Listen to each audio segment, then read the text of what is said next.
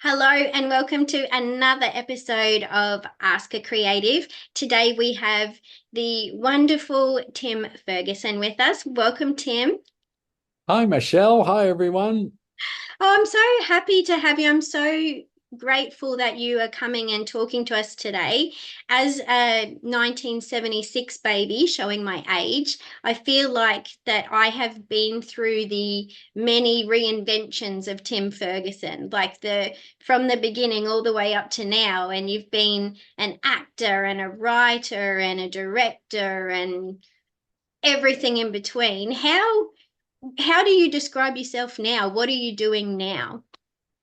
Right now I'm making another movie, so I guess I'd call myself, for the time being, a filmmaker. Hmm. But yeah, that's always fun. But there's such big projects, you need so many people involved. But yeah, filmmaker sounds important. It sounds very impressive. It does. It sounds very impressive. Of course, it's not. Anybody who's ever done anything they've been congratulated for knows that it's not that impressive. It's just a lot of work.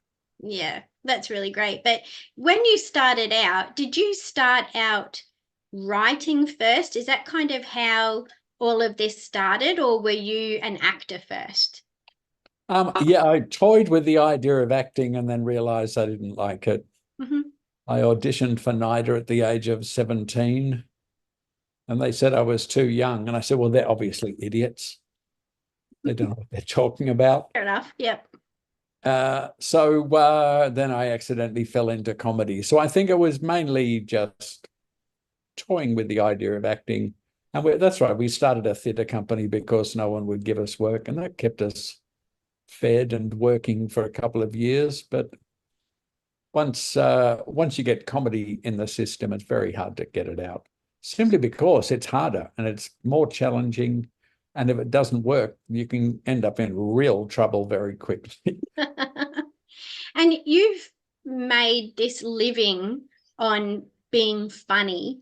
Is there a secret formula to being funny? Oh, well, no, there's no secret formula, but there are blindingly obvious principles of comic stories and jokes, building a comics character or building a sitcom or whatever it is. And the principles are really simple. I wrote a book called The Cheeky Monkey, which spells them out so simply and clearly, even a writer could understand it. And I know that because I have read that book and it actually made me understand it. And Yeah, you know, yeah. I think I'm hilarious. Can I just say, like, my kids disagree with me, but I really think that I'm quite funny. But Well, kids are trying always to, going to disagree. oh, I know. And as a children's author, trying to be funny for kids, it's ridiculously difficult. Trying to kind of tap into that kid's sense of humor. How have you kind of maintained the joy and the funniness to be able to keep tapping into that comedy writing? You just have to keep smashing at it. Everything is not funny when you first write it.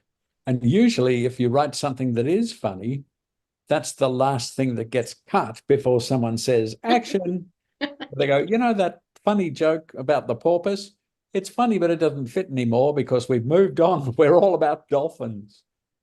But yeah, writing books for kids is probably simpler to be funny for them because despite what do they call themselves? Child psychologists say kids are just as stupid and ignorant as we were. What kids, you give them a mobile phone and the internet, and suddenly they know something.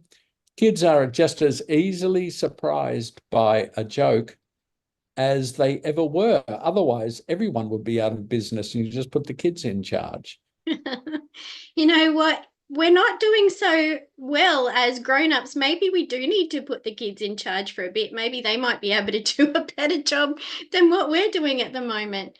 Well, But the American election has old men, and I'd rather put a kid in charge. let's try something new. I think we're revolutionizing things there. Let's lower the age of entry to NIDA for a start, and then let's maybe Yeah, yeah. stick No, I some think that's kids in Congress and see whether we can get a better result.